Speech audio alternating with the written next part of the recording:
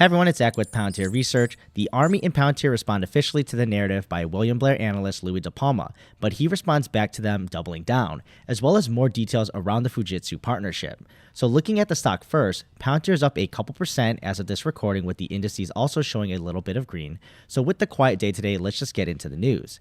Now, I hope this is the true ending of the saga, but maybe not with the news this morning. Last night, I released a video with the official statement from the Army regarding the narrative that has been spreading around at their Vantage platform.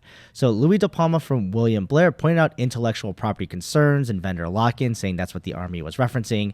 Now, last night, Shyam Sankar pointed out in his tweet what Louis got wrong, and he literally put it that way while quoting the Army, that the concerns about data ownership/rights was directed at the entire defense technology community, and they said they're satisfied with the Vantage program, its IP contract language, as well as its open data environment to collaborate and connect.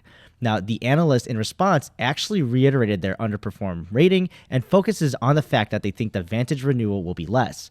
I mean, for me personally, the funny part here is that no one was fighting you on that point, which we've seen in the past, especially after a platform has been built out, or at least I wasn't fighting on this. The main concern for me was this narrative of the Army's uncomfortability and targeting of Palantir, which I think is the most important part to point out because they had to put those clarifying statements.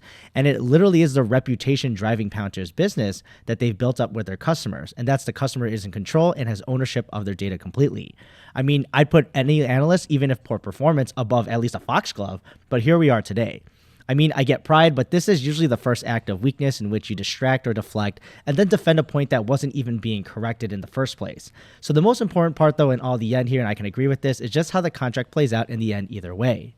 And then on a lighter note too, with the Army, Palantir put out their ad for the Army-Navy game. Just always nice to see them put their name out there little by little to get that public more familiar with them as they try to expand commercially. Now, Palantir and Fujitsu both went out to Fox Business yesterday and had their interview regarding the deal and announcement.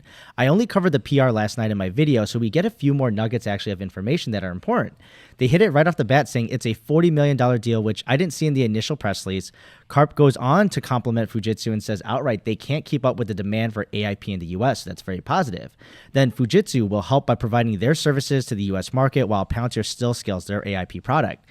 And I mentioned this in the first video too about the Uvance platform, and that's powered by Palantir. So it's achieving this goal of alleviating that supply side for Palantir a little bit there, while Fujitsu can serve their customers. And then the newest bits of information too is asking about their possible relationship with the Japanese military.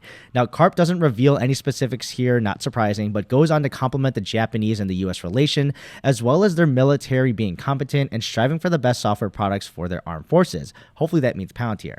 So I've hinted at this before because of the rising of the China-Taiwan tensions. It'd be a no-brainer for them to invest in at least their own defense response to any conflict they'll need to intervene with. The rest of the interview goes into their work with Ukraine, Israel, and more of the talking points we're familiar with in defending the West and its values. And at this point, it leads to the conversation on Palantir's 180 positions they've set to fight against anti-Semitism on college campuses, and there's continued support of Israel. And then finally, they go back to the Fujitsu global tech lead, as well as Alex Karp, and their perspective on AI, and just the benefits versus doom, and about the AI ethics that come with democratizing AI, whereas Karp is a little bit more harsher here, reiterates the dangers of AI, but still being able to harness its power and allow it to push the US ahead of its adversarial countries. So check out that interview if you're interested. But thanks for watching today, and I'll see you in the next video.